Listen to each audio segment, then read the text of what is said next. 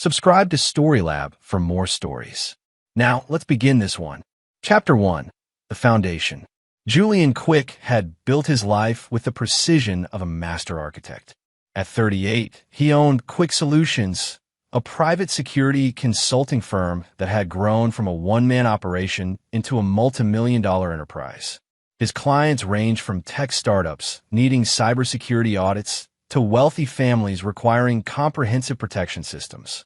Julian's military background, 8 years as an Army Ranger specializing in intelligence gathering, had given him skills most people only saw in movies. But Julian's real pride wasn't his business.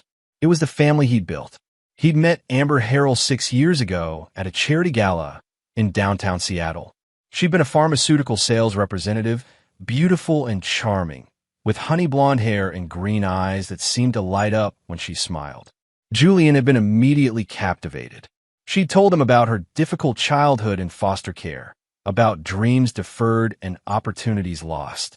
Julian, who'd grown up with nothing but his younger brother Clyde after their parents died in a car accident, understood struggling from the bottom.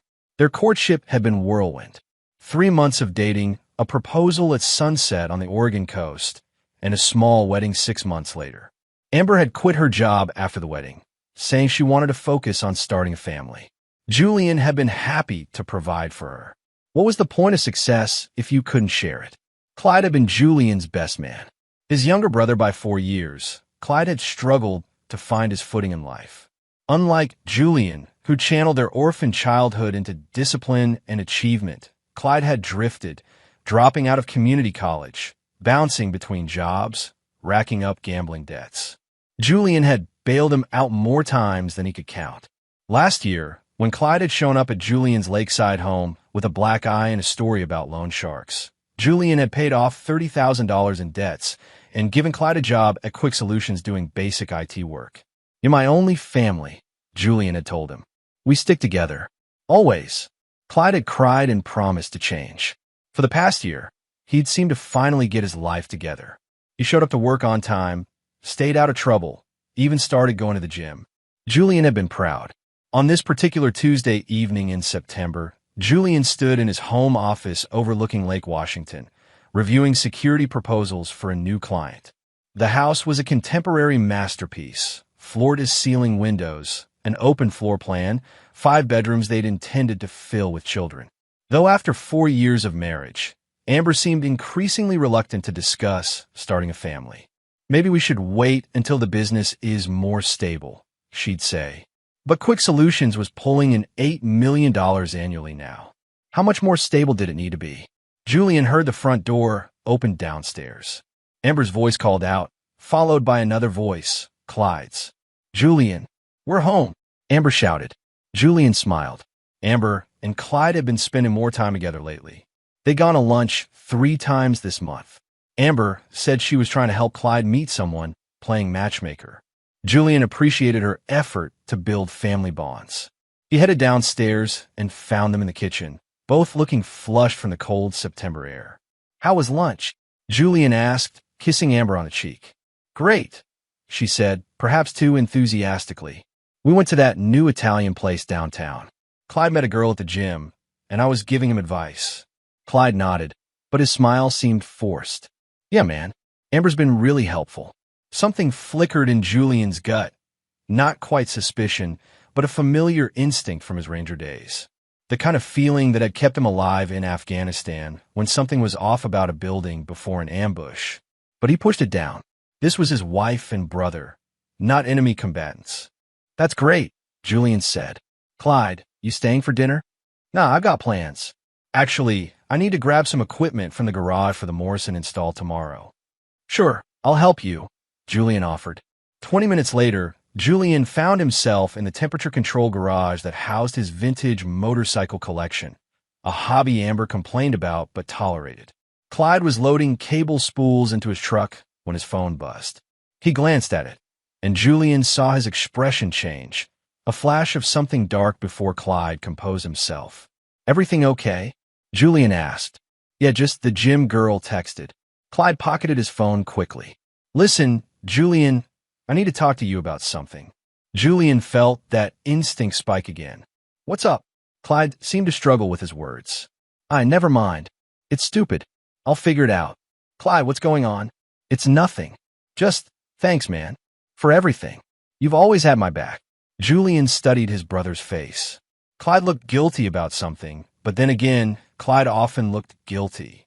It was his default expression from years of screwing up. "Always will," Julian said, clapping his brother's shoulder. After Clyde left, Julian returned to the house to find Amber in the bedroom, changing into yoga pants and a tank top. She was on her phone, texting rapidly, her face bathed in the blue glow of the screen. "Who are you texting?" Julian asked casually. Amber jumped, nearly dropping her phone. "Jesus, Julian, you scared me. Just my book club. We're discussing next month's selection." Julian nodded, but his instincts were screaming now. Amber's book club met on Thursdays. It was Tuesday, and she'd never been jumpy about her phone before. He pulled out his own phone and opened the app connected to his home security system, a system he'd designed himself with features most homeowners didn't know existed. Hidden cameras in every room, audio recording capabilities, keystroke loggers on the home computers, GPS tracking on all vehicles registered to the household. It wasn't paranoia. It was his business. He tested security systems by finding their weaknesses. And in his line of work, you learned that the biggest security threats often came from inside. Julian had never felt the need to actually use these features on his own wife. But that instinct wouldn't quiet. That night, after Amber had fallen asleep, Julian went down to his office and pulled up the security footage from the past month. He started with the most recent, today's lunch between Amber and Clyde. They hadn't gone to an Italian restaurant. They'd checked into the Fairmont Olympic Hotel at 12:17 p.m. and emerged at 3:45 p.m. Julian's blood went cold. He scrolled back. 2 weeks ago, another hotel. A month before that, a different one. The pattern went back 8 months. His wife was sleeping with his brother. Julian sat in the darkness, his mind racing through scenarios. Divorce? Confrontation? But even as those thoughts surfaced, his ranger training kicked in. When compromised, you don't react emotionally. You gather intelligence. You understand the full scope of the threat before you act.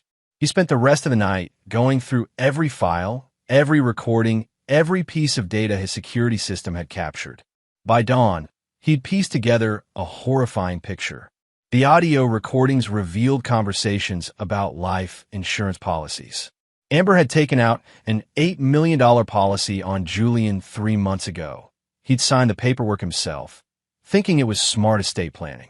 But in a recorded conversation from 2 weeks ago, Amber had told Clyde, "Once he's gone, we split it and disappear. Mexico, or maybe Spain, somewhere without extradition." Clyde's response, "How are we going to do it? He's a trained soldier. We can't just. I'm working on it. Trust me. He trusts us." That's his weakness. Julian's hands had trembled as he listened. His weakness. Trust. The very foundation of his life was built on a lie. He found more. Plans being sketched out. Amber researching poisons that mimicked heart attacks. Clyde looking up accidents that could happen in Julian's garage with his motorcycles. They were going to kill him. As the September sun rose over Lake Washington, Julian Quick made a decision. He wouldn't confront them. He wouldn't go to the police. Not yet. His wife and brother wanted to kill him? Fine. But they'd soon learn that Julian Quick wasn't just some successful businessman. He was a weapon forged in the worst combat zones in the world, and he'd never forgotten how to fight. They wanted his death. He'd give them a show they'd never forget. Chapter 2. The Setup. Julian spent the next 3 weeks living a lie.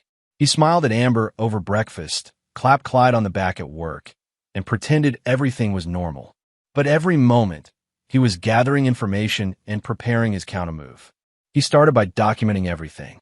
Screen recordings of Amber's computer showing her research into untraceable poisons.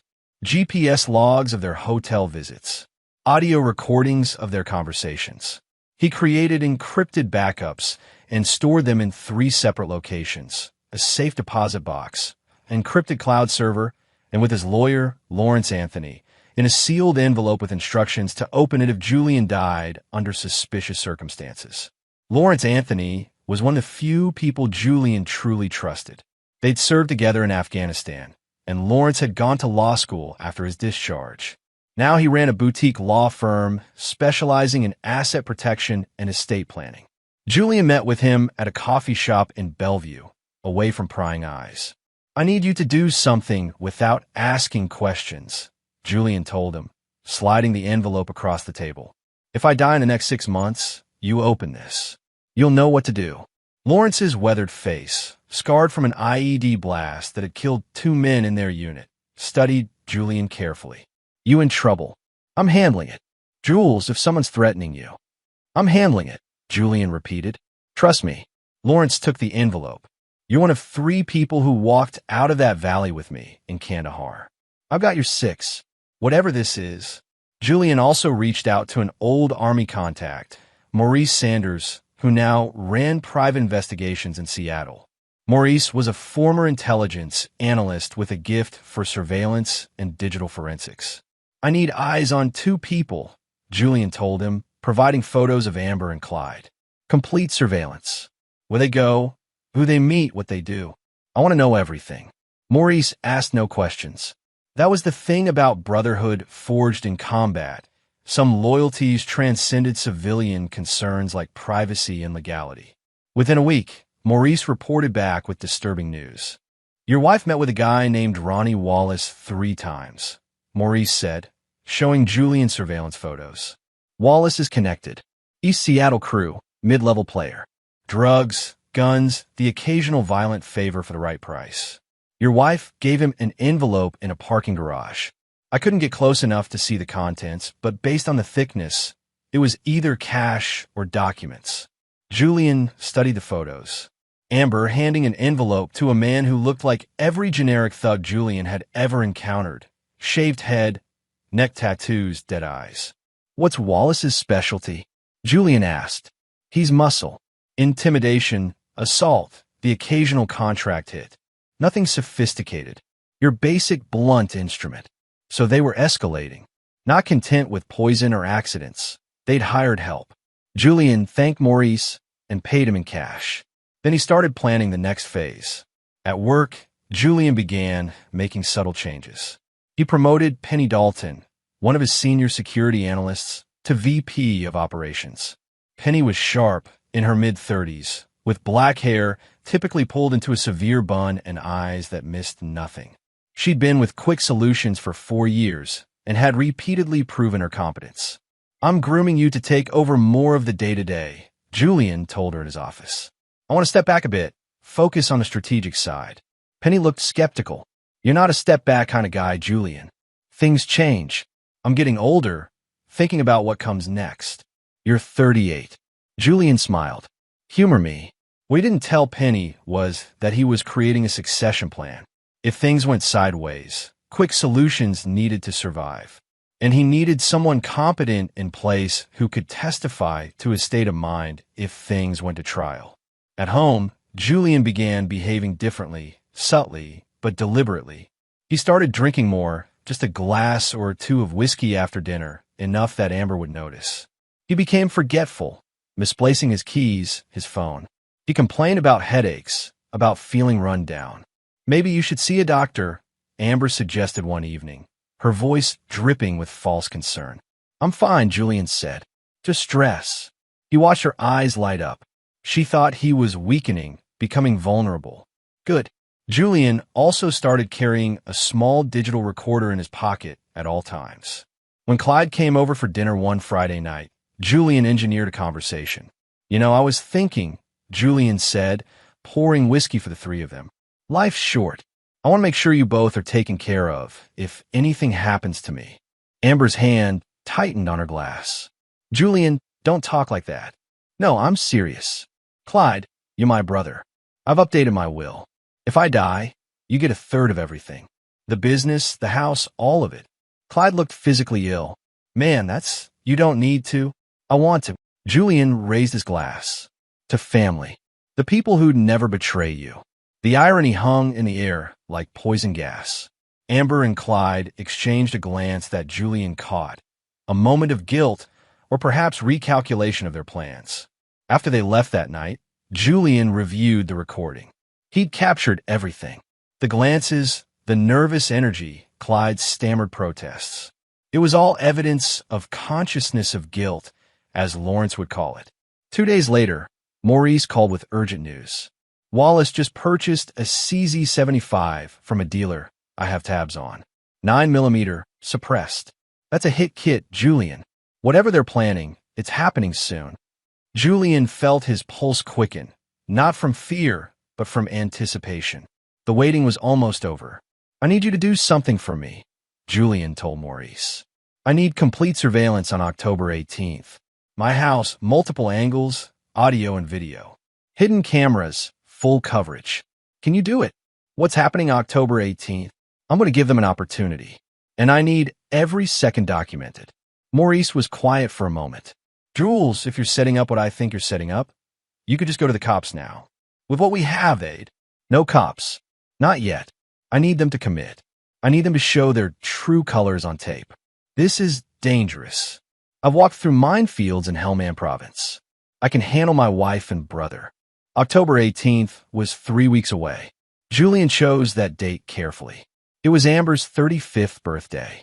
He'd planned a surprise party, or rather, he'd told Amber he was planning one. In reality, he'd canceled everything. But Amber and Clyde didn't know that. They'd think the house would be full of people. The perfect alibi for Julian if things went wrong. And the perfect opportunity for them to act if they thought they had a chance. Julian spent those 3 weeks preparing. He stopped at a medical supply store and bought bags of fake blood, the kind used in movies. He researched exactly where on the human body someone could be stabbed without hitting vital organs. He practiced falling, practicing making it look real. He also visited the gun range daily, something he hadn't done in months. Whatever happened, he needed to be sharp. The night before October 18th, Julian lay next to Amber in bed, watching her sleep. She'd been particularly affectionate lately, probably assuaging her own guilt. Julian felt nothing but cold calculation. This woman had whispered, "I love you," 1,000 times, and every single one had been a lie. He thought about his parents, dead for 30 years now. They'd taught him and Clyde to look out for each other. Brothers are forever, his mother used to say. What would she think of Clyde now? Julian pushed the emotion down. Emotion made you sloppy. Emotion got you killed. Tomorrow, his wife and brother would try to murder him. And Julian Quick was going to let them. Almost. Chapter 3, The Betrayal. October 18th dawned cold and gray, typical Seattle autumn weather. Julian woke at 5 a.m., his internal alarm clock still set to military time. Amber was already awake, sitting on the edge of the bed, her phone glowing in the pre-dawn darkness. "Happy birthday," Julian said softly. She jumped, turning to face him with a smile that didn't reach her eyes. "Thank you, baby. I can't believe you're throwing me a surprise party tonight." Julian hadn't told her about the party, which meant Clyde had. They were communicating outside the channels he was monitoring. Burner phones, probably. "Who told you?" Julian asked, playing his part. "Clyde let it slip yesterday. He felt terrible about ruining the surprise." "That's okay. I'll still be special." Julian pulled her close, and she let him, her body stiff. "I love you, Amber. I love you too." The lie detector in his head screamed. Everything was a lie. Julian went through his morning routine. Shower, coffee, checking his phone, which was backed up to a secondary device hidden in his safe. Maurice had finished installing the hidden cameras yesterday, while Amber had been out. The house was now a surveillance fortress. At work, Julian made sure to be visible. He had 3 meetings, made jokes with his staff, approved vendor contracts. Penny Dalton caught him in the hallway around 2 p.m. "You okay?" she asked. "You seem, I don't know, off." "I'm fine," Julian said. "Just thinking about getting older." "Birthdays do that to you." "It's not your birthday." "Amber's." "Same thing." Penny studied him with those analytical eyes. "If you ever need to talk about anything, I appreciate it, but I'm good." At 4 p.m., Julian left work early, telling everyone he needed to finish setting up for Amber's party. He drove home, his mind running through contingencies. Maurice was in a surveillance van 2 blocks away. Lawrence had instructions to call Julian's phone at 8 p.m. sharp, and if Julian didn't answer, to call the police. The house was empty when Julian arrived. Amber had texted saying she was getting her nails done with friends, her alibi. Clyde was supposed to be at a client site, but his truck wasn't in the work parking lot. Maurice had confirmed that. Julian went to his garage, his sanctuary filled with 6 vintage motorcycles worth a collective $300,000. He'd spent years restoring them. This was where he came to think, to work with his hands, to find peace. This was where they'd chosen to kill him. Julian opened a hidden panel in his workbench and pulled out the supplies he'd stashed. Bags of fake blood, carefully punctured pouches that would break under pressure. He designed a vest of sorts, hidden under his flannel shirt, with the blood bags positioned over non-vital areas. When struck, they'd burst, creating a realistic spray pattern. He'd also positioned weapons throughout the garage. A gun in a magnetic holster under the bench. A knife behind a toolbox. Multiple escape routes planned. Julian heard the garage door opening. The manual one, not the electric one. His pulse spiked. Showtime. Clyde walked in, and Julian's brother looked like a ghost. His face was pale, his hands trembling slightly. "Hey, man," Julian said, keeping his voice casual. "Thought you had a client install? It finished early. I came to grab some equipment for tomorrow." Julian nodded, turning his back to Clyde, a calculated risk. He heard his brother's footsteps approaching. Julian's every sense was heightened. He could smell Clyde's sweat, hear the ragged breathing. "Julian," Clyde said, his voice cracking. "I'm sorry."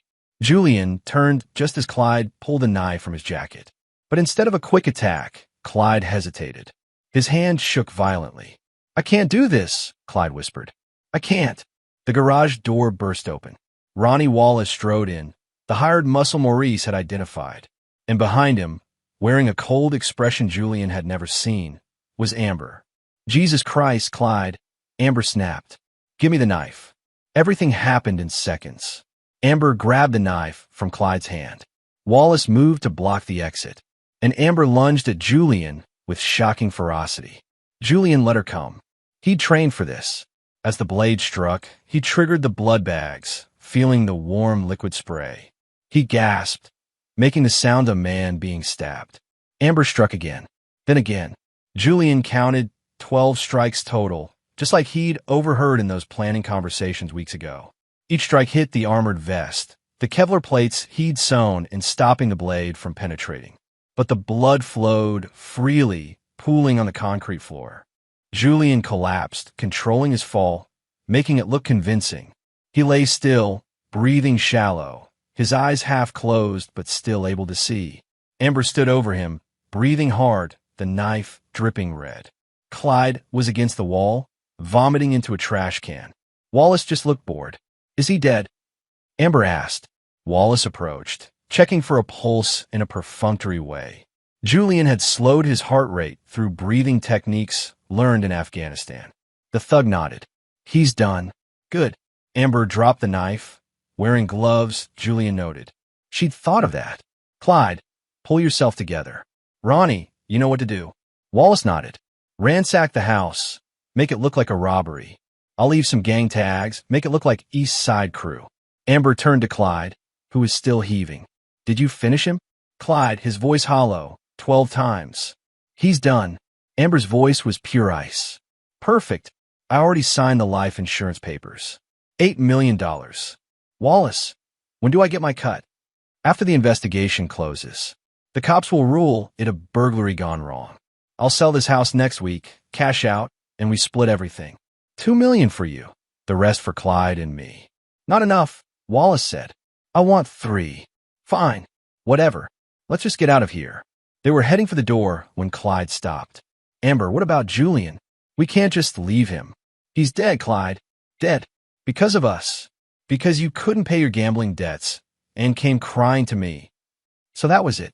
Julian's mind locked onto this revelation even as he lay in his own fake blood. Clyde's debts. Amber had used them to manipulate his brother. "I didn't want this," Clyde said weakly. "You wanted the money. You wanted out of Julian's shadow. Don't you dare pretend you're innocent." They left. The garage door closed. Julian heard Wallace's footsteps in the house above, the sound of things breaking. Julian waited 5 minutes, then 10. Then he slowly sat up, triggering the panic button he'd installed that would alert Maurice. Blood, fake blood covered him. The vest had worked perfectly, not a scratch on him. He pulled out his phone and texted Maurice. Package delivered. Execute phase 2.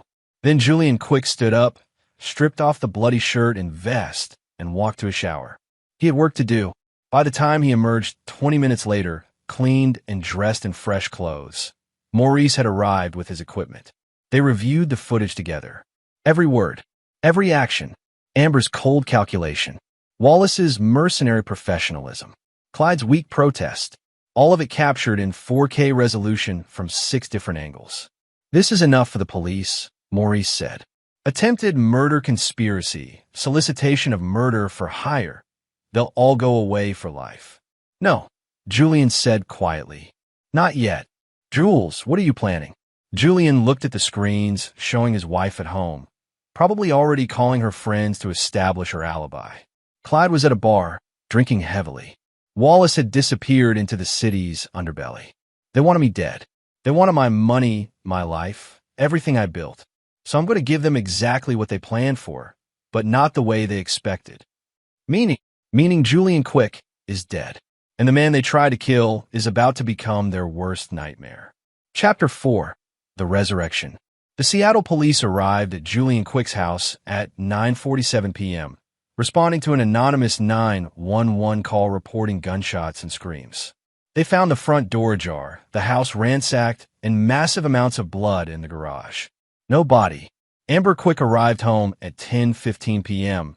Her phone record would later show she'd been at dinner with 3 friends at a restaurant in Belltown. A perfect alibi. Her screaming when she saw the blood could be heard from the street.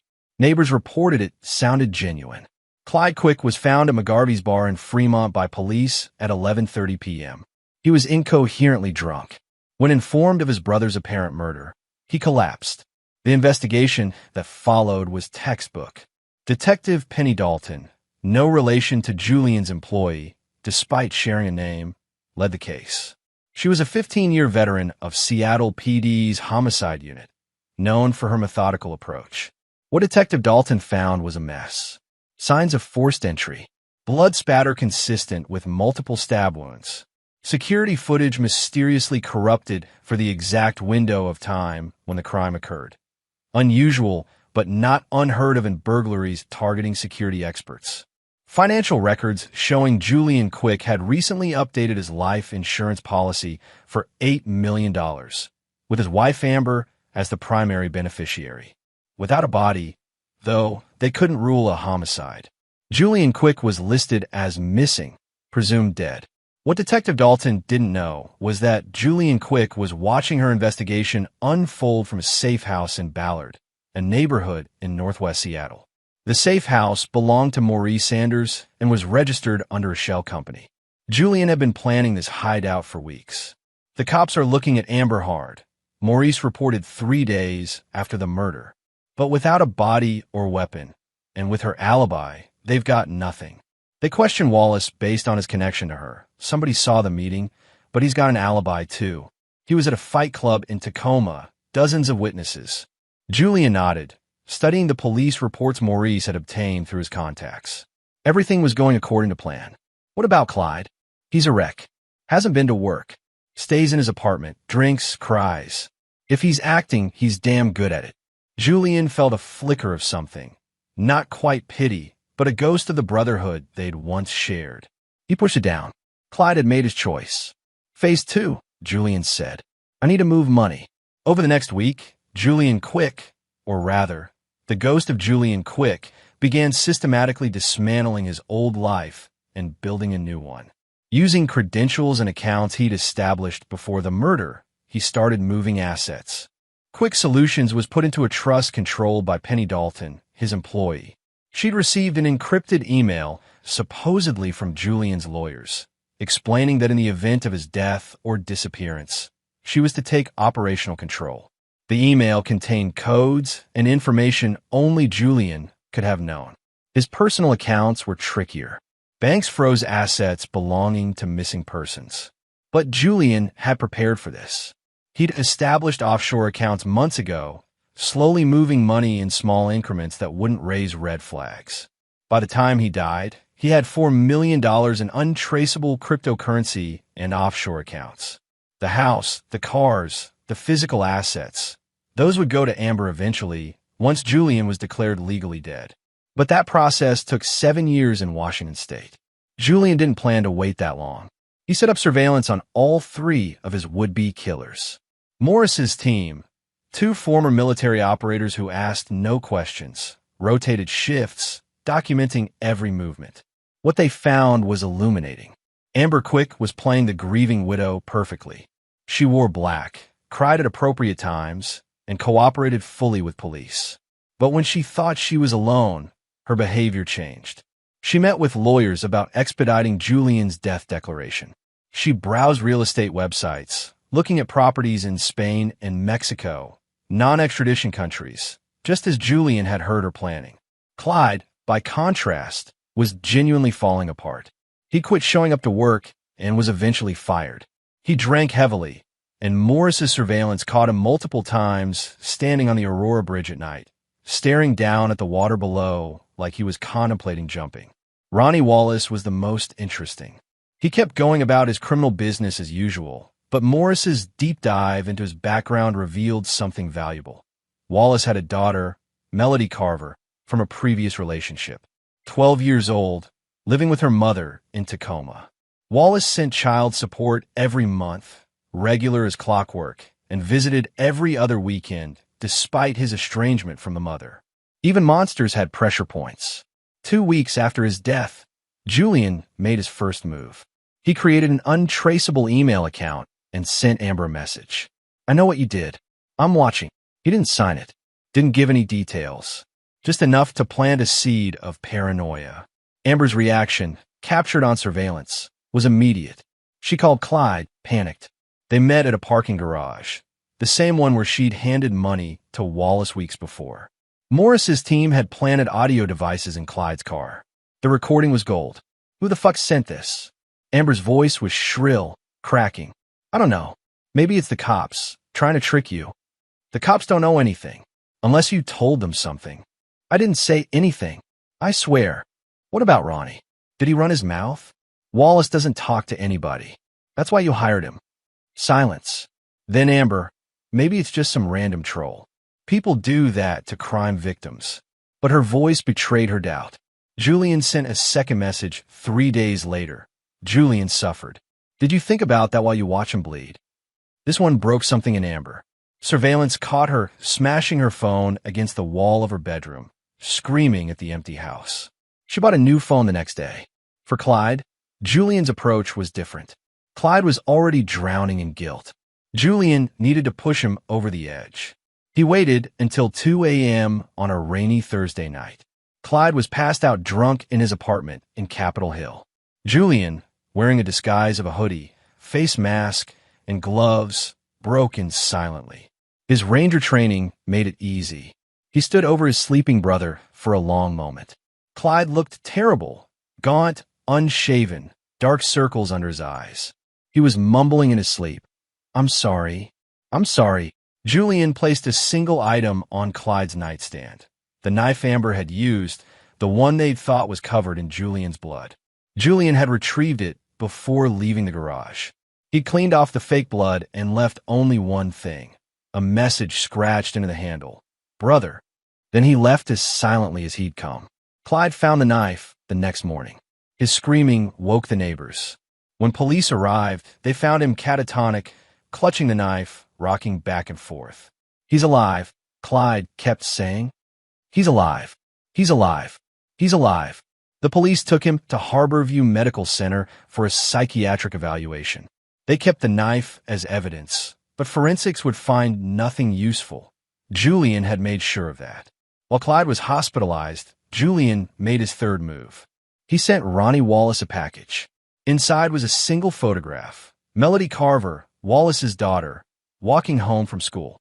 On the back of the photo, Julian had written, "People you love can disappear. Ask Amber Quick about Julian." Wallace's reaction was volcanic. Morris's surveillance caught him storming to Amber's house at midnight, pounding on the door. Who the fuck knows about Melody? Wallace roared when Amber let him in. I don't know what you're talking about. Somebody send me a picture of my daughter. If anything happens to her. Wait, what?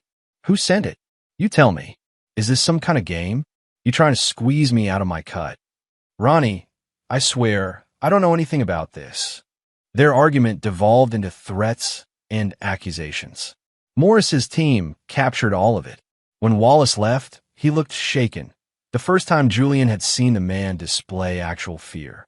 Good. Now they were all scared. Now they were turning on each other.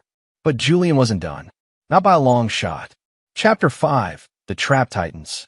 3 weeks after Julian Quick's death, the three conspirators were unraveling in different ways, each responding to the pressure according to their nature.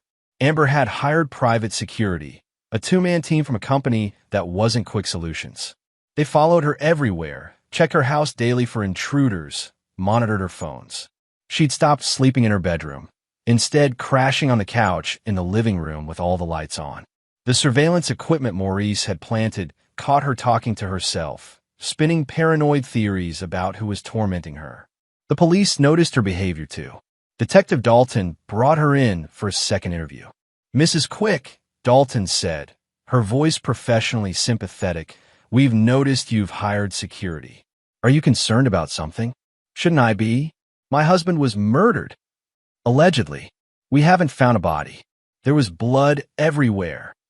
Blood, yes. But without remains, we can't confirm death. It's possible your husband is alive somewhere. Julian watched this interview via a video feed Maurice had tapped from the police station security system. He saw Amber's face go white at the suggestion Julian might be alive. That's impossible. You saw the blood. No one survives that. People have survived worse. And it's interesting, we've been looking into your husband's background.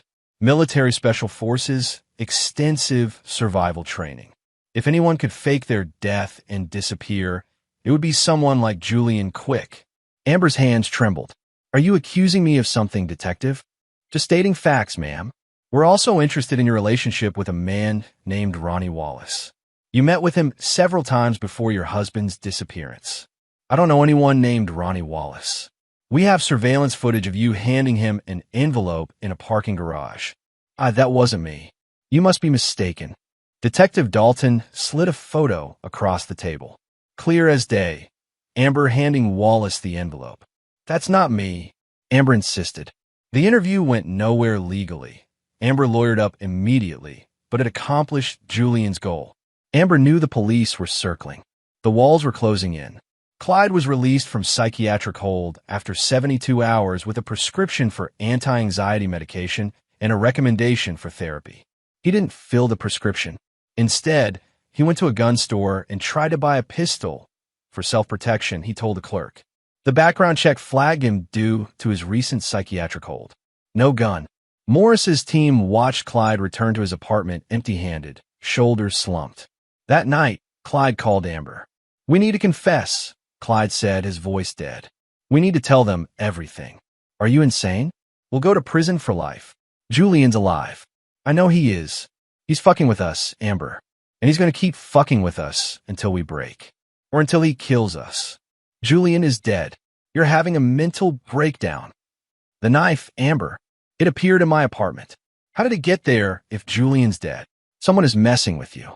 Maybe the cops, maybe... It had brother carved into it. Nobody else would do that. Clyde, listen to me. Amber's voice turned soothing, manipulative.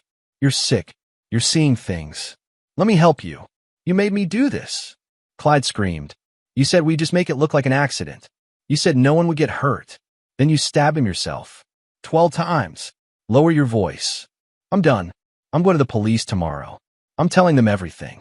Maybe if I cooperate, they'll go easy on me. Clyde, if you do that, we both go down. Is that what you want? I don't care anymore. I can't sleep. I can't eat. Every time I close my eyes, I see Julian's face. You killed him, and you made me watch. I'm done protecting you. Clyde hung up. Julian, listening to this conversation from his safe house, felt a grim satisfaction. His brother still had a conscience, buried under the weakness and greed. That counted for something, but it also created a problem. If Clyde went to the police, they'd arrest Amber and Wallace, and Julian's larger plan would be disrupted. He needed them to suffer longer, to turn on each other completely. Time for another move. That night, Julian sent Clyde an encrypted email. Don't go to the police. Meet me at Green Lake Park, East Bench, tomorrow at midnight. Come alone. Jay. Clyde would come. Julian knew his brother. The guilt, the need for redemption, the desperate hope that Julian was somehow alive, it would override any common sense. Meanwhile, Julian prepared his approach with Wallace. The hired muscle was the wild card. Unlike Amber and Clyde, Wallace had no emotional connection to Julian. He'd been paid to do a job. Making him suffer required a different strategy. Julian sent Wallace another package, this time containing a thumb drive. On it was a video compilation, Wallace meeting with Amber, the conversation about killing Julian, Wallace's own voice captured on audio, discussing how he'd make it look like a gang hit.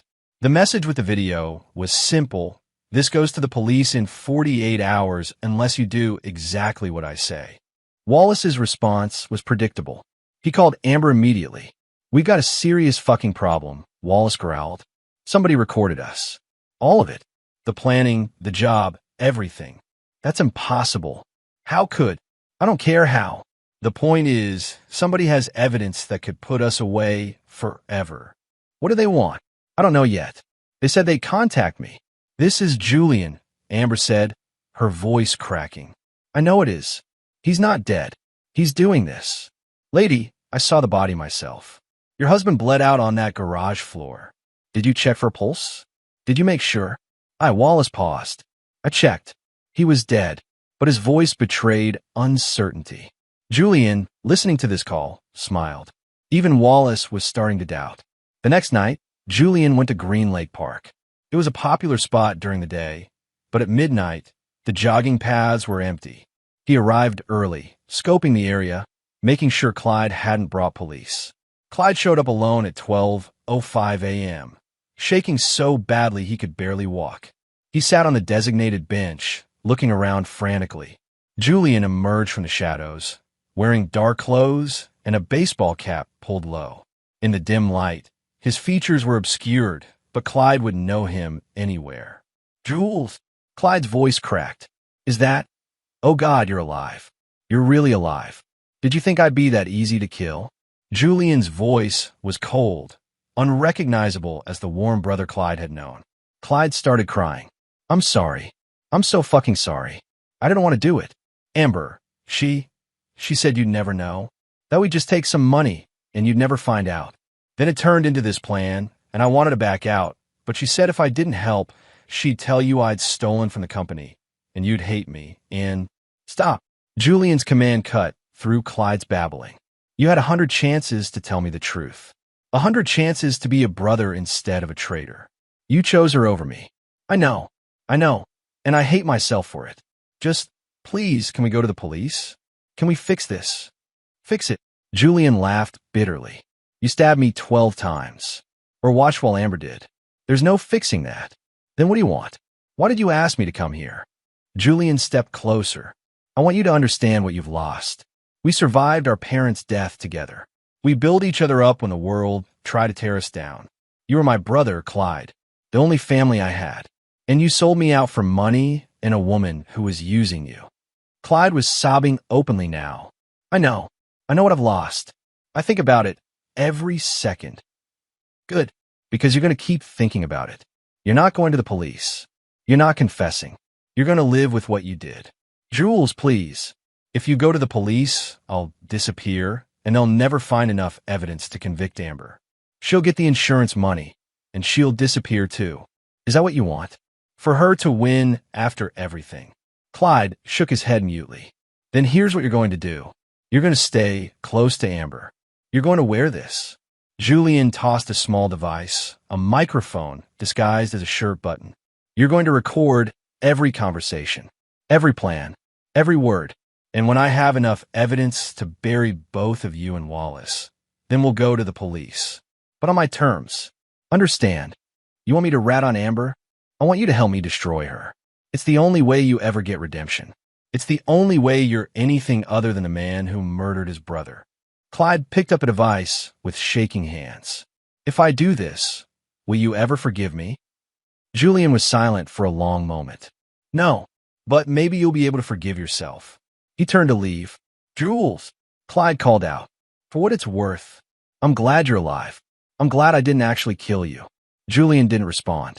He melted back into the shadows, leaving his brother alone on the bench, clutching the recording device like a lifeline. Chapter 6. The Pressure Cracks. The next 2 weeks saw Julian's plan accelerate. With Clyde wearing a wire, Julian captured dozens of incriminating conversations. Amber talking about staging grief for the police. Wallace discussing how to collect his payment without leaving a paper trail. Plans to liquidate Julian's assets as soon as the death declaration came through. But Julian wanted more than just evidence. He wanted them to suffer. He wanted them to turn on each other so completely that their own betrayal would destroy them before the law ever got involved. He started by going after Amber's reputation. Using his tech skills and Morris's contacts, Julian created a series of anonymous social media posts linking Amber to Wallace, complete with surveillance photos of their meetings. The posts stopped short of accusing her of murder. That would tip his hand, but they created innuendo, speculation. Grieving widow or Black Widow?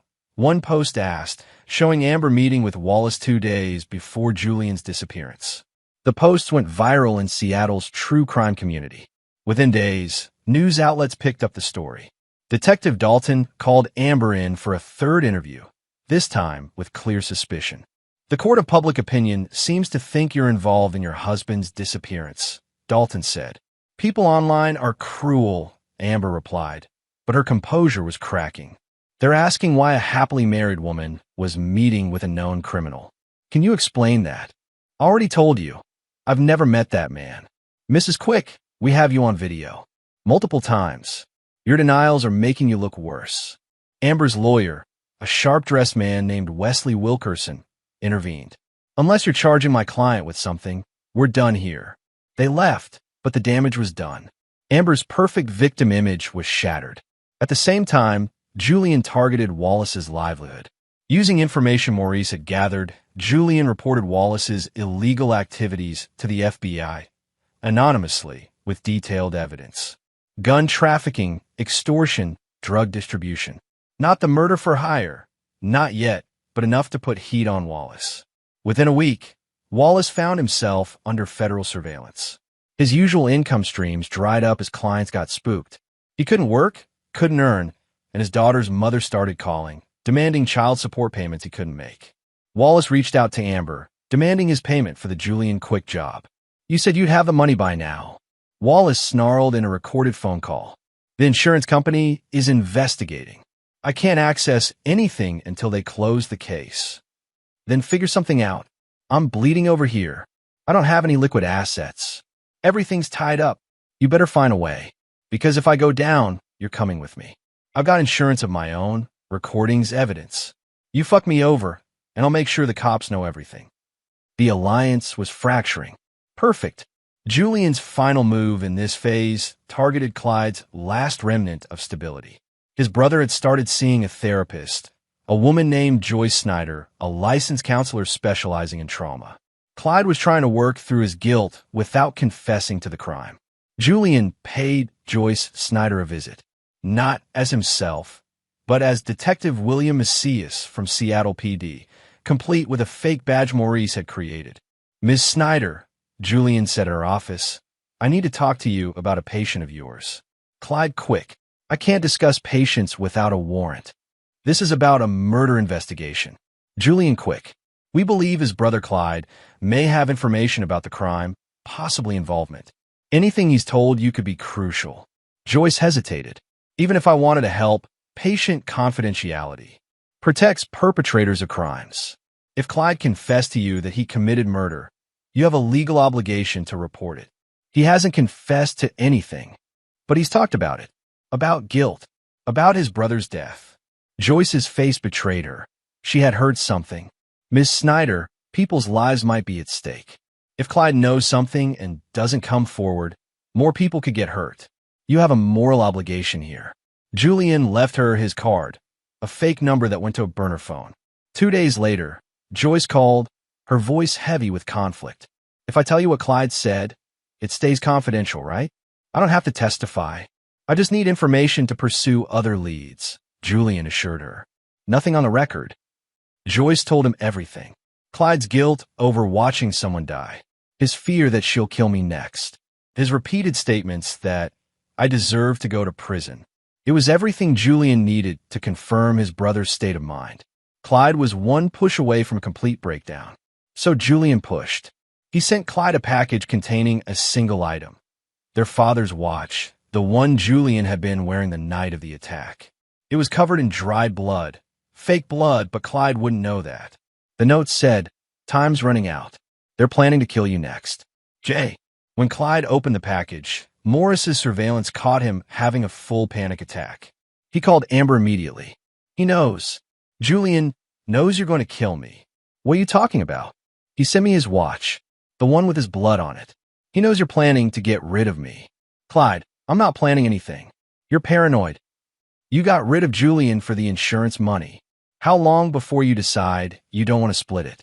How long before I end up like him? You need to calm down. You're having another episode. Stay away from me.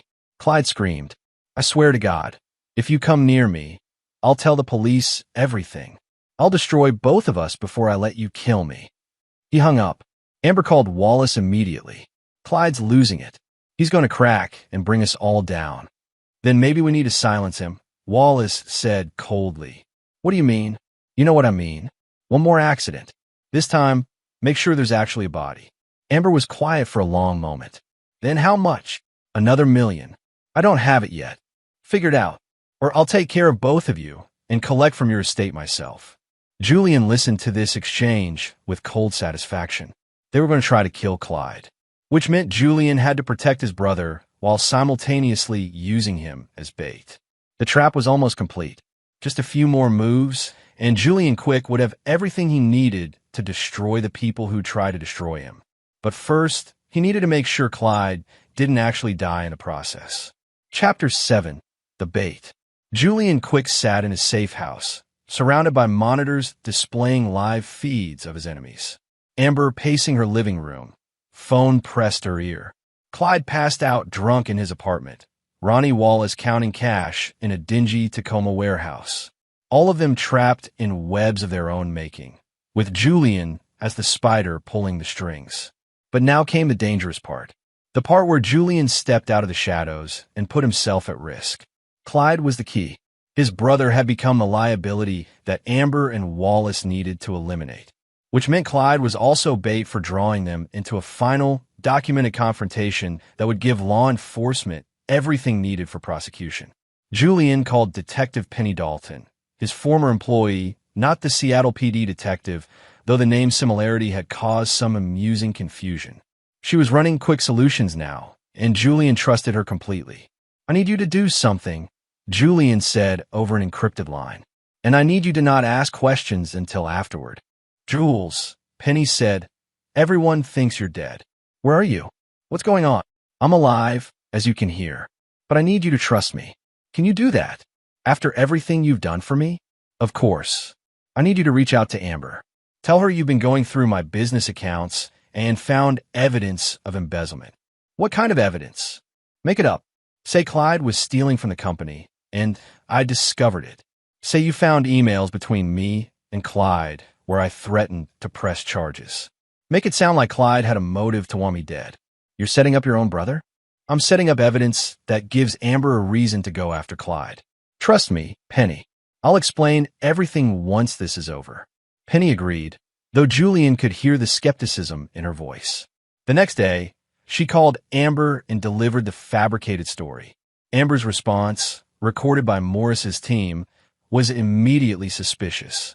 Why are you telling me this? Amber asked. Because if Clyde killed Julian over this, you deserve to know. And I thought, maybe you'd want to do something about it. Like what? I don't know. Maybe tell the police. The police haven't found anything yet. Maybe it's better to let sleeping dogs lie. But after Penny hung up, Amber immediately called Wallace. Change of plans. We're doing this tonight. What's the rush? Wallace asked. Someone's digging into financials. If they find a paper trail to you, we're all screwed. We need to clean this up before it gets worse. You want me to do Clyde tonight? Yes. Make it look like suicide. Guilt-ridden brother kills himself over murdering his brother. The police will close both cases. Double my fee. Fine. Just do it. Julian smiled grimly. The trap was set. Now he just needed to make sure Clyde survived it. He called Clyde from a blocked number. Meet me at the old warehouse on Harbor Island. The one Dad used to take us to. 10 p.m. tonight. Come alone, and Clyde, bring the recordings I gave you. All of them. Jules, I don't know if... Clyde, they're going to kill you tonight. Wallace is coming for you. Your only chance is to meet me, hand over the evidence, and let me handle this. Do you trust me? A long pause. Then, yeah, I trust you.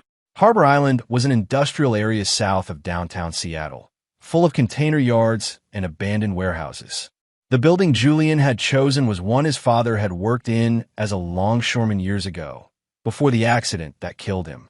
Julian and Clyde had explored it as kids, back when their lives were simpler. Now would be the setting for their final confrontation. Julian arrived at 8 p.m., 2 hours early. He swept the building for bugs, confirmed Morris's team had set up external surveillance, and positioned weapons in strategic locations. He brought his service pistol from Afghanistan, a Sig Sauer P226 that had saved his life more than once. He wasn't planning to kill anyone, but he was prepared if necessary. Clyde showed up at 9:45 p.m., early and nervous. He walked into the warehouse, clutching a duffel bag, presumably containing the recordings. Jules! His voice echoed in the cavernous space. Julian stepped out from behind a shipping container. You made it. Clyde looked terrible. He'd lost 20 pounds, his eyes were sunken, and his hands shook constantly. I got everything. Every conversation with Amber. Everything about Wallace. It's all here. Good. Julian took the bag, checking the contents. Multiple recording devices, all loaded with hours of incriminating audio. Perfect. What happens now? Clyde asked. Now we wait. Wallace is coming for you. When he does, we'll have attempted murder on tape. And then we go to the police with everything. You're using me as bait. You try to help kill me, Clyde. This is you earning redemption. Clyde nodded, accepting this. For what it's worth, I've been thinking about Dad a lot lately. About how disappointed he'd be in me. Probably. Do you remember what he used to say? About how family has to stick together because nobody else will. I remember. I forgot that. I let Amber twist me up, make me think you were the problem. Like you were keeping me down instead of lifting me up. I see it now. I see what you did. But I was weak enough to let her. Julian studied his brother. Genuinely broken or still acting? Hard to tell. Why'd you do it, Clyde? Really? Clyde sank down onto a crate. The gambling debts were real. I owed money to dangerous people. Amber found out, I don't even know how, and she offered to help. Said she'd pay them off if I helped her. At first, it was just small stuff. Helping her hide money from you. Lying about where she'd been. Then she started talking about the insurance policy. About how much easier both our lives would be if you weren't around. And you agreed? Not at first. I told her she was crazy. But she kept pushing. Kept telling me how you'd built your success on your military career while I had nothing. How you kept me dependent on you for money, for work, for everything. She made it sound like you were the villain. I gave you a job when no one else would. I paid your debts. I treated you like family. I know. Clyde's voice broke. I was too weak to see through her manipulation. And when the plan started, I kept thinking I'd back out. Right up until that night, I thought I'd stop it. But then she grabbed the knife, and everything happened so fast. A sound outside cut him off. Footsteps. Multiple people. Julian raised a finger to his lips, signaling silence. He pulled out his pistol and moved to a vantage point behind a steel beam. The warehouse door creaked open. Ronnie Wallace walked in, and he wasn't alone. He'd brought 2 other men, muscle by the look of them. All 3 were armed. Clyde, quick! Wallace's voice boomed. I know you're in here. Come out, and maybe I'll make this quick. Clyde looked at Julian with terror. Julian gestured for him to stay hidden and raised his phone. He sent a text to Maurice. 3 hostiles, all armed. Stand by. Wallace and his men spread out, searching the warehouse. Julian tracked them from his hidden position, calculating angles and escape routes. If this went wrong, people were going to die. Clyde, Wallace called out. Amber sends her regards. She's real grateful for all your help. So grateful, she wanted to make sure you never talk about it. One of Wallace's men kicked over a stack of pallets near where Clyde was hiding. Got him! Clyde bolted, running deeper into the warehouse. Wallace's men gave chase, and Julian made his move. He emerged from hiding and fired a shot into the ceiling. Not at anyone, but loud enough to stop them. Nobody fucking move. Julian's voice had the command tone of someone who'd led men in combat. Wallace spun, his gun coming up, then froze when he saw Julian's face. What the you're dead? Reports of my death were greatly exaggerated. Julian kept his pistol train on Wallace. Drop your weapons. All of you. Wallace's men looked to their boss. Wallace's face had gone white. Quick, is that really you? In the flesh. Surprised? You were dead. I saw the blood. Amber stabbed you 12 times. She stabbed me 12 times. I survived. Turns out body armor and fake blood are pretty effective. Now drop the weapons, or I'll show you what actual dead looks like. Wallace's mind was visibly working through scenarios. You set this up. The emails, the threats, all of it. You've been alive this whole time. Very good. Now, guns on the ground. We're all going to have a chat with the police about attempted murder conspiracy. Instead of complying, Wallace laughed, a harsh, bitter sound. You think you're clever? You think you can just record us and send us to prison? I've got insurance too, quick. I've got records of every communication with your wife. If I go down, she goes down hard. That's the plan. Then you've got a problem. Because Amber isn't the only one with insurance policies. She took one out on you, but she also took one out on herself. $2 million, beneficiary listed as her sister. Except she doesn't have a sister. Want to guess who's really getting that money if she dies? Julian felt a chill. You. 10 points for the dead man. See, your wife's not as smart as she thinks. She needed me for the muscle, but she didn't realize I was planning 2 steps ahead. If anything happens to Amber, accident, suicide, murder, I get paid either way. So here's my counter offer. I walk out of here, Amber has an unfortunate accident in the next week, and I disappear with my money. You get your revenge, I get paid, everybody wins. Except Amber. She tried to have me killed once the heat got too hot. Tried to hire someone else to take me out, so she could keep my share. Fuck her. She deserves what's coming. Julian's finger tightened on the trigger. Wallace was offering him exactly what he wanted. Revenge without getting his hands dirty. Amber dead, Wallace gone. Clyde could testify against them both, and Julian could resume his life. But that was the easy way. And Julian Quick had never taken the easy way. No deal, Julian said. Amber goes to prison. You go to prison. And Clyde testifies against both of you. That's justice. Wallace's expression hardened. Then I guess we're at an impasse. Not quite. Julian pressed a button on his phone. Outside, the warehouse was suddenly flooded with light as police vehicles surrounded the building. Detective Dalton's voice came over a megaphone. This is Seattle Police. We have the building surrounded. Drop your weapons and come out with your hands up. Wallace's face registered shock, then rage. You called the cops? 10 minutes ago. They've been listening to everything. Every threat, every confession. It's over, Wallace. You son of a... Wallace's gun came up. Julian didn't hesitate. Years of training took over. He fired once, precisely, hitting Wallace's gun hand. The weapon clattered to the concrete floor. Wallace screamed, clutching his bleeding hand. His 2 associates immediately dropped their guns and raised their hands. Smart men. Police poured into the warehouse. Detective Dalton was the first one through, her weapon drawn, and she stopped dead when she saw Julian. Mr. Quick, you're supposed to be dead. I got better. The next hour was chaos. Wallace and his men were arrested and charged with attempted murder, conspiracy, and a laundry list of other crimes. Clyde came out of hiding and immediately started confessing everything to Detective Dalton, sobbing as he spoke. Julian was taken to the police station, not as a suspect, but as a victim giving testimony. He spent 4 hours walking detectives through everything. The original attack, his survival, the surveillance footage, the recordings Clyde had made. "Why didn't you come to us immediately?" Detective Dalton asked. "Would you have believed me without proof?"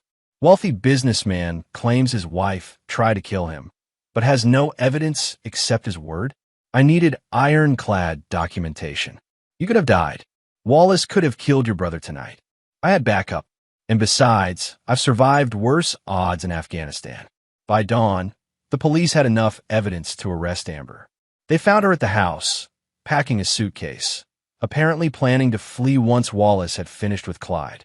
Her face when she saw Detective Dalton was almost worth the entire ordeal. "Amber Harold Quick," Dalton said formally, "you're under arrest for conspiracy to commit murder, attempted murder, and fraud."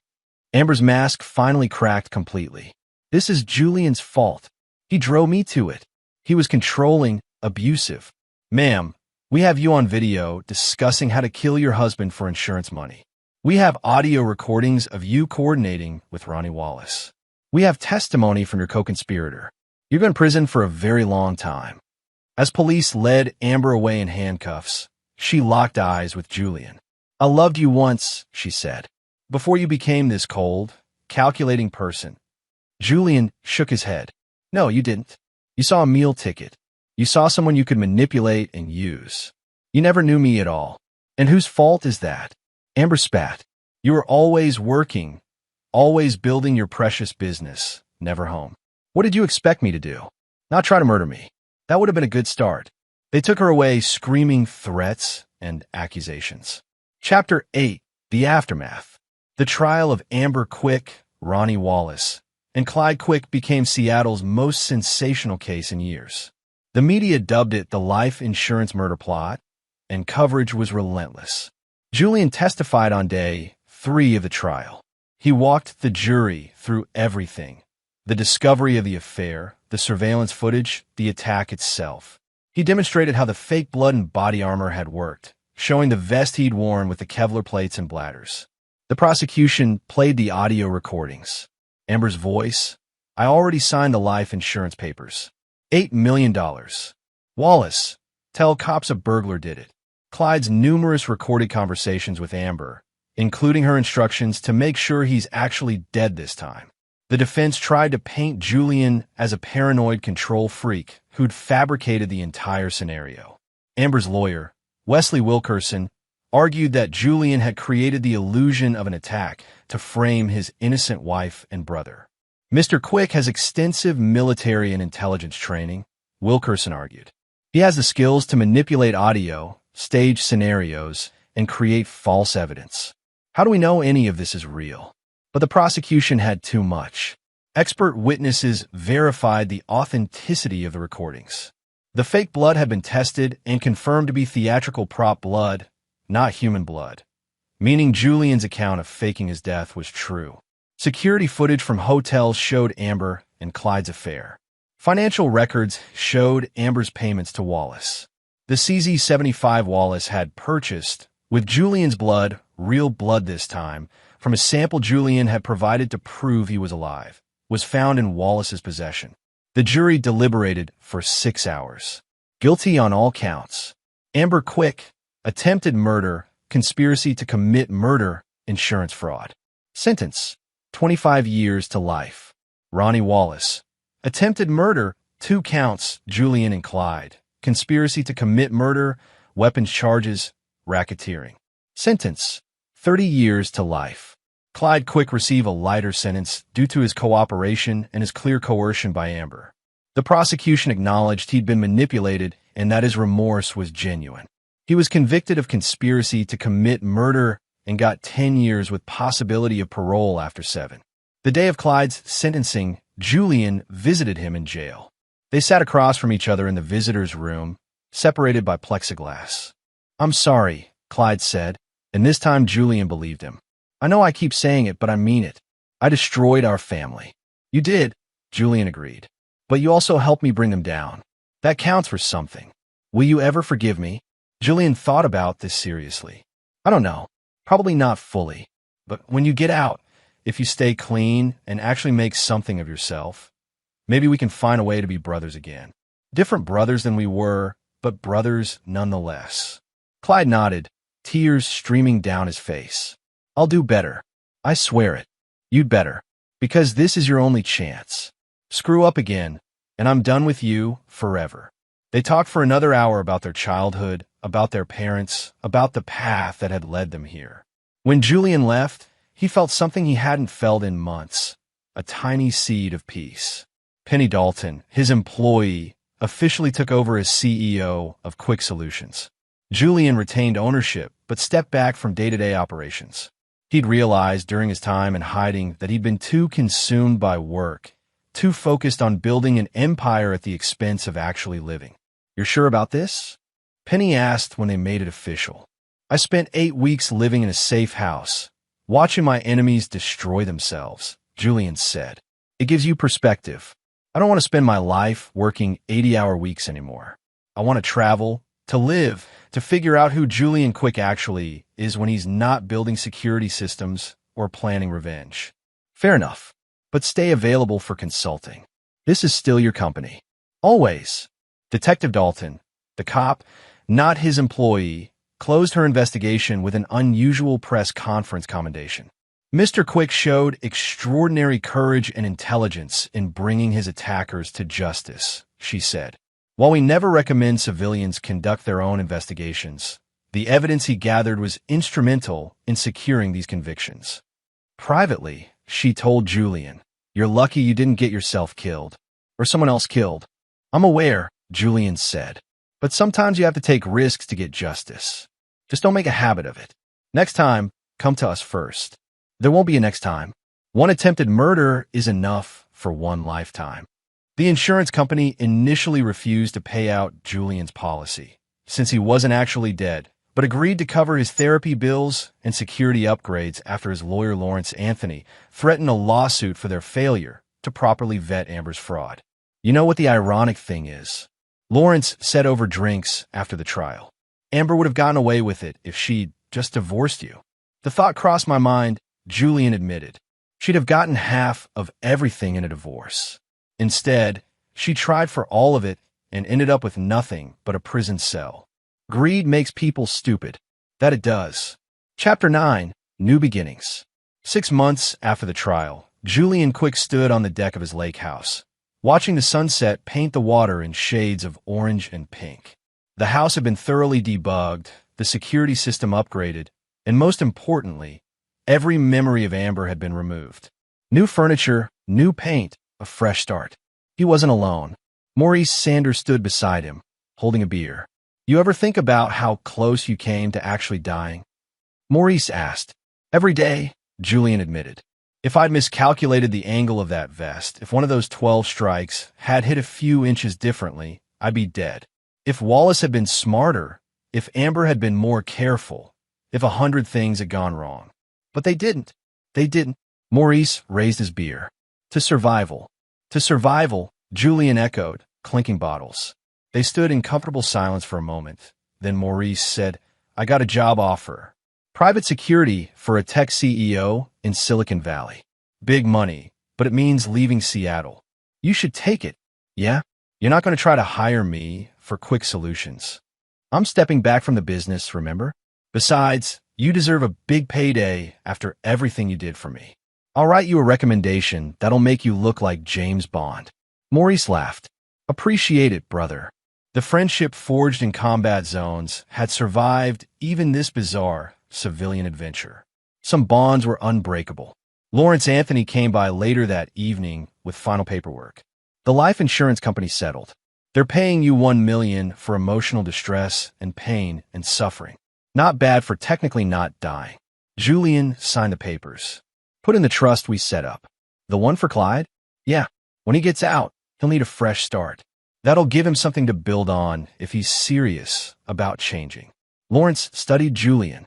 "You're more forgiving than I'd be. He's still my brother. Amber manipulated him. He was weak, but he wasn't evil. There's a difference." "If you say so."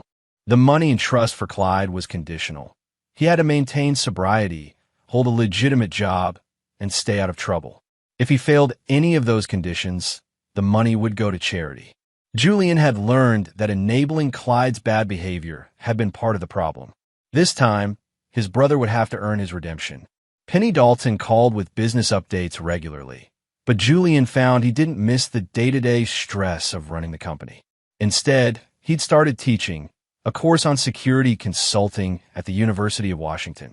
The students were bright, engaged, and reminded him why he'd gotten into this field in the first place. One of his students, a sharp young woman named Tabitha Soto, approached him after class one day. "Mr. Quick, I've been following your case. What you did, documenting everything, building your case systematically, that was brilliant." "It was dangerous and arguably foolish," Julian corrected, "but effective. You proved that intelligence and planning beat brute force. Sometimes. Other times, brute force wins. Don't romanticize what I did. People could have died, but they didn't. You controlled the situation. Isn't that what security is about? Controlling variables?" Julian thought about this. Security is about protecting what matters. I lost sight of that for a while. I built systems and businesses, but I forgot to protect the relationships that actually mattered. If I'd been paying attention to my marriage, if I'd seen the warning signs with Clyde, maybe none of this would have happened. Or maybe you married a sociopath and had a weak brother. Some things aren't your fault. Julian smiled. The younger generation had a refreshing way of cutting through guilt. Maybe so. On the anniversary of the attack, October 18th, 1 year later, Julian did something he'd been avoiding. He visited Clyde in prison. His brother had changed dramatically. He'd gotten sober, gained back healthy weight, and was taking college courses through a prison program. His eyes, which had been so dead and guilty during the trial, now held something like hope. "I got accepted to the paralegal program," Clyde said proudly. "When I get out, I want to work with people who've made mistakes. Help them find their way back." "That's good, Clyde. Really good. I've been thinking a lot about Dad, about how he always said a man's character is defined by what he does after he fails. I failed spectacularly, but I'm trying to build something better. Keep trying. That's all anyone can do." They talked about safer topics, sports, books Clyde was reading, Julian's teaching job. When visiting hours ended, Clyde said, "Thank you for not giving up on me. You had every right to, but you didn't. You're my brother. That means something, even after everything." As Julian drove away from the prison, he felt the last remnants of anger and betrayal finally releasing their grip on his heart. He'd gotten justice. More than that, he'd survived. And in surviving, he'd learned what actually mattered. Not wealth, not business success, not even revenge, satisfying as it had been. What mattered was knowing who you could trust, building real relationships, living authentically instead of just accumulating achievements. Julian Quick had died in that garage in a way. The man who'd been too focused on success, too trusting of appearances, too blind to the darkness and people he loved. That man was gone. The man who'd emerged was harder, yes, but also wiser, more careful, more alive. He drove to Green Lake Park, the same place where he'd confronted Clyde months ago. The sun was setting, joggers were finishing their evening runs, and life was continuing its relentless forward motion. Julian sat on a bench and pulled out his phone. He'd received a text from an unknown number earlier that day. "Heard about your case. Impressive work. If you ever want to consult on high-stakes security, call me." The number had a Virginia area code. CIA or NSA? Probably. Some government spook recruiting him for contract work. Julian deleted the text. He'd had enough of life-or-death stakes for a while. Instead, he opened a different message from Tabitha Soto, his student. "Professor Quick, a few of us are grabbing coffee to discuss our final projects. Want to join?" Julian smiled and typed back, "I'll be there in 20 minutes. He stood, took one last look at the lake where Seattle's skyline reflected in the darkening water, and walked toward his car. Tomorrow he'd probably have another session with his therapist, working through the PTSD that came with being attacked by your own family. Next week, he had a speaking engagement at a security conference. Next month, who knew? But tonight, he'd have coffee with students who saw him as a teacher, not a victim or a revenge seeker. Tonight, he'd be just Julian Quick, a man trying to figure out his second chance at life. The first act of his life had ended in betrayal and blood. The second act had been about survival and justice. The third act, that was still being written. And this time, Julian Quick was going to make sure it was a story worth telling. Not because of who he'd destroyed, but because of who he'd become. As he drove through Seattle's evening traffic, Julian thought about Amber in her cell, Wallace in his, and Clyde working toward redemption. Their story was over, their fates sealed. But Julian's story was just beginning, and he had learned the most important lesson of all. Trust was a weapon, love could be a lie, and family wasn't always blood. It was the people who stood beside you when the knives came out. Julian Quick had survived 12 stab wounds that never actually happened. In the process, he'd lost a wife he'd never really had and a brother who'd been lost long before the betrayal. But he'd found himself, and that was worth more than any insurance policy. The city lights sparkled ahead, full of possibilities and promises. Julian Quick drove toward them, leaving the ghosts of his past bleeding out in that garage where they belonged, dead, buried, and finally, blessedly, behind him. This is where our story comes to an end. Share your thoughts in the comments section. Thanks for your precious time. If you enjoyed this story, then please make sure you subscribe to this channel. That would help me a lot. Click on the video you see on the screen, and I will see you there.